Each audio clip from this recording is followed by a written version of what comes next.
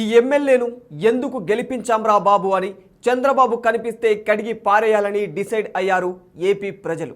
అవును, ఏపీలో కూటమి ప్రభుత్వం సంచలన విజయం సాధించి ఇలా ఏడాది దాటగానే అక్కడ ప్రజలకు కొందరికి ఎమ్మెల్యేల విషయంలో తత్వం బోధపడినట్టే కనిపిస్తోంది. కూటమి పాలనపై ఎమ్మెల్యేల పనితీరుపై జరిగిన సర్వేల్లో అయితే విస్తుపోయే వాస్తవాలు బయటపడుతూ ఉన్నాయి. ముఖ్యంగా రాయలసీమలో కూటమి ఎమ్మెల్యేల పనితీరుపై ప్రజలు తీవ్ర ఆగ్రహంగా ఉన్నారని సర్వేలు స్పష్టం చేస్తూ ఉన్నాయి. మొత్తం 52 సీట్లు ఉన్న రాయలసీమలో కూటమికి 45 స్థానాలు కట్టబెట్టారు అక్కడి ప్రజలు. ఇందులో పట్టుమని 10 మంది ఎమ్మెల్యేలు కూడా ప్రజలకు దగ్గర కాలేకపోయారు. అటు ఆలయాల విధ్వంసం, రౌడీయుజం లాంటి వాటిల్లో మాత్రం కూటమి ఎమ్మెల్యేలు తెగ ఫేమస్ అయిపోతున్నారని ప్రజలు విసుక్కుంటూ ఉన్నారు. కూటమికి చెందిన 45 మంది సీమ ఎమ్మెల్యేలు ఏకంగా 33 మంది మీద తీవ్ర వ్యతిరేకత ఉందని సర్వేలు చెబుతూ ఉన్నాయి. అందులో 29 మంది ఎమ్మెల్యేలకు అయితే అనవసరంగా వీళ్లను ఎందుకు గెలిపించాంరా బాబోయ్ అని ప్రజలు తెగ బాధపడుతున్నారట.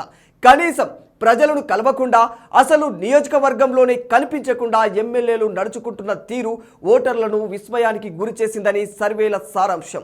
ఇక్కడ గుర్తుపెట్టుకోవాల్సిన విషయం మరొకటి కూడా ఉంది. తెలుగుదేశం పార్టీకి పూర్తిగా పట్టున్న పలు రాయలసీమ ప్రాంతాల్లోనూ ఇదే పరిస్థితి కనిపిస్తోంది. పథకాల ఆశతో ఓట్లేసిన ప్రజలకు చివరకు ఆ పథకాలకు సంబంధించిన ఫలాలు అందడం లేదన్న విమర్శలు కూడా ఎక్కువైపోతూ ఉన్నాయి. బయటకు మాత్రం అందరూ ఆహా ఓహో అని అంటూ ఉన్నారు. ప్రజల్లో మాత్రం ఇది ఉత్త డబ్బారాయుడి ప్రభుత్వం అనే అభిప్రాయం గట్టిగానే ఉంటుంది. మరోవైపు పారిశ్రామిక ప్రగతి చేసి చూపిస్తామంటూ ఎన్నికల సమయంలో ఓట్లు అడిగిన కూటమి ఎమ్మెల్యేలు ఇప్పుడు ఆ మేరకు ఎలాంటి అడుగులు కూడా వేయడం లేదన్న అభిప్రాయాలు కూడా వినిపిస్తూ ఉన్నాయి. ఇదంతా కేవలం రాయలసీమకు చెందిన సర్వేలు మాత్రమే కాదు, కోస్తా జిల్లాల్లోనూ ఇంచుమించు కూటమి ఎమ్మెల్యేల పట్ల ప్రజలు అసంతృప్తిగా ఉన్నారని సమాచారం అందుతోంది. అంటే ఏడాది కాలంలో కూటమి ప్రభుత్వానికి 100కు 35 మార్కులు కూడా పడలేదని దాని అర్థం.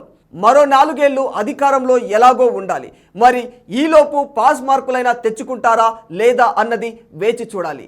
ఒకవేళ ఇప్పటికి ఇప్పుడు ఎలక్షన్ జరిగితే మాత్రం కూటమి ప్రభుత్వం ఓడిపోవడమైతే ఖాయమనే విశ్లేషణలు సర్వత్రా వినిపిస్తూ ఉన్నాయి.